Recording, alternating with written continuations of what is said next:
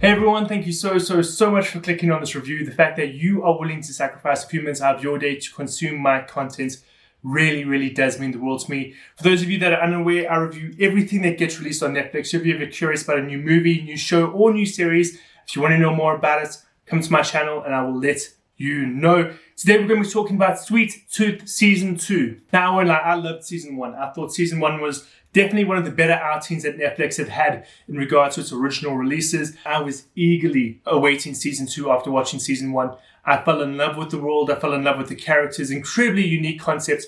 I enjoy anything post-apocalyptic, but especially when you're able to throw in something so incredibly unique, such an interesting twist, then you've got me sold. And so I was waiting with bated breath for Season 2. And I remember just thinking, I hope it holds up to the hype of Season 1. And even since watching the Season 1, I went and I read some of the graphic novels, which was a lot darker than I was expecting. And I was wanting to see if any of that darkness, that theme of terror was going to make its way into Season 2.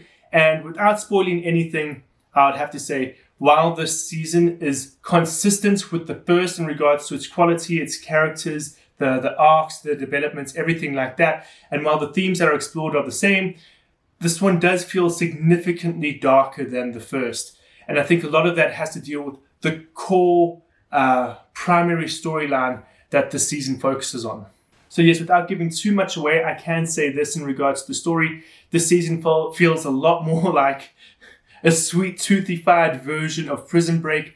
Ultimately, we follow our main character, Gus, as he's trying to escape out of a cell with his new friends that he's found. And that's all I'm going to say. That's the primary story. Yes, we've got Big Man and we've got a few other different characters and they've got their own stories. But Gus is really the heart and soul of the show. And his story is what kept me so engaged and so just drawn into this series. I was on the edge of my seat for a lot of it. And it definitely has to do with the performances that are put on display in this series. So as I mentioned how great the performances were, and definitely the heart and soul, as I mentioned earlier, Christian Convery, I hope I'm saying that right, Christian Convery, who plays Sweet Tooth, who plays Gus, really, as I said, the heart and soul of the show. He was just phenomenal. I really enjoyed him in Season 1. I thought he was adorable. I thought he was cute. And for someone of his age, gave a great performance. But I have to say, in Season 2, he stepped it up. You can see he's a more experienced actor. And you can see he's a lot more comfortable in the role. And flip, you just feel everything he experiences. This is a very personal story for him. And you feel that personal fear. You feel that desire to grow. And that's something I really appreciated when it comes to performances. If you have an actor who's willing to really give his all for a role, you know it when you see it. And I saw it in this role. But across the board, the performances were great. And they're matched, especially when it comes to some of the core characters, you know, the ones who are half human, half animals. When it comes to the mixed breeds, that feels so wrong to say. But when it comes to those creatures, flip, the practical effects put on display was just amazing. Yes, there were some characters that had some CGI touch-ups here and there, but for the large part, you can see that those are practical effects.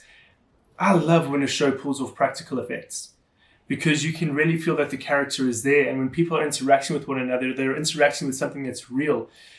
Sometimes CGI can be very convincing. Sometimes CGI can look great.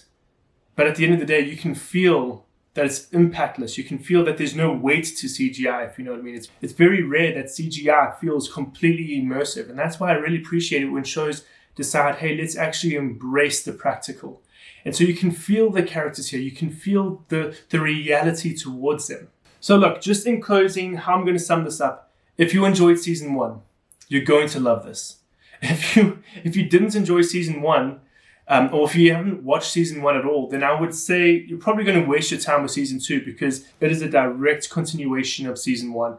I would say even maybe watch a YouTube video or something like that in regards to giving you a rundown or a recap of everything that happened in Season 1. Because I wouldn't lie, as much as I enjoyed Season 1, as much as I was invested in the characters, jumping back into Season 2, I had to be a little bit like, okay, so what's happening here?